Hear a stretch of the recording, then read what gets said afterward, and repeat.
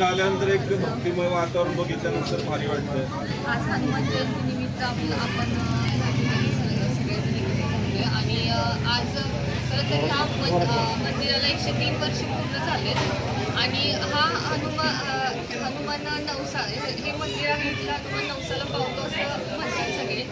तर आपण एक प्रार्थना करूया की आपल्या सर्वांचं चांगलं हो आणि प्रत्येकाच्या आयुष्यातली जे दुःख हाल आहे ते दूर जाऊ आणि आपल्या सगळ्यांना हा नवसाचा हनुमान पावावा एवढं बोलते आणि आपल्या सर्वांना हनुमान जयंतीच्या शुभेच्छा. मी सांगितलं छोटं मंदिर आपल्या डाव्या बाजूला आहे ते मूळ मंदिर त्या न्यायालयाच्या इमारतीबरोबर त्याचे बांधलं 103 वर्ष झालं. 1923 साली बांधलं आणि हे शेजारचं जे मंदिर आहे ते शेटे साहेब इथं आले होते 69-70 पासून 74. त्यांच्या काळात हा नवीन मंदिराचा जीर्णोद्धार केला आणि त्यांनी नुसते धार्मिक कार्यक्रमाच्या बरोबर क्रीडा कला आणि सांस्कृतिक विकास असे तिन्ही आयटम त्याला दिले पाहिजे.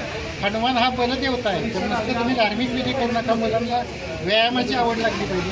अशासाठी इथं कबड्डी खो खो कुस्त्या अशा सगळ्या पुस्तकाच्या व्हॉलीबॉल किंवा मुलींच्यासाठी दोरीवरच्या उड्या असे सगळे खेळ त्या काळात होत होते. कोरेगाव ते वर्धनगड सायकल शर्यत होत होती.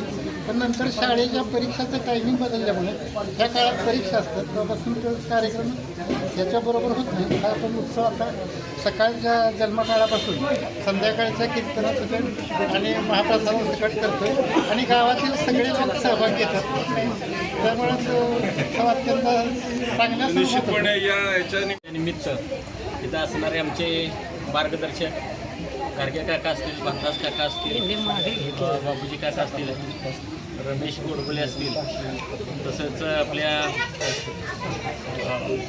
जिल्हा परिषदेच्या माजी सदस्य अर्चनाताई बर्गे, आमचे मित्र किरण नाना बर्गे, त्याचप्रमाणे या भागातील आमचे सहकारी किरण बर्गे, अजय बर्गे, परत गणपत बर्गे व इतर सर्वजण या उत्सवानिमित्त या ठिकाणी आलेत आणि हा उत्साह खरोखरच येथील जे कार्यकर्ते आहेत ते दरवर्षी आता जे मी प्रमुखांची नावं घेतली ते उत्साहानं कार्यक्रम हा पार पाडत असतात आणि आज थोडासा पावसामुळे थोडंसं व्यत्यय आला तरीसुद्धा ते अजून या ठिकाणी उत्साह पार पाडण्यासाठी सज्ज आहेत. असाच हा उत्साह त्यांनी कायमस्वरूपी दरवर्षी करावा आणि त्यांना या हनुमानानं जशी ताकद होती त्याप्रमाणे त्यांना ताकद द्यावी अशी मी हनुमान चरणी प्रार्थना करतो आणि मी थांबतो. ज्यात अशी ही हनुमान जयंतीचा उत्सव मोठ्या प्रमाणात होत असतो आणि इथून पुढेही होत जावं ही भगवंताच्या चरणी प्रार्थना करतो. भक्तजनांचे पहिल्यांदा मोठा आभार आणि मंडळाने जे 103 वर्ष परंपरा चालू ठेवली त्यामध्ये आता आम्ही आशीर्वाद म्हणजे ज्यांचे थोड्या मोठ्याचा आशीर्वाद घेत जे बघत आलो आणि करत आलो ते असंच चालू राहावं ही भगवंताची मी प्रार्थना करतो आणि थांबतो. धन्यवाद. चालू करू का? चला नाही सगळं काढले वाईट पावसानं होऊ का?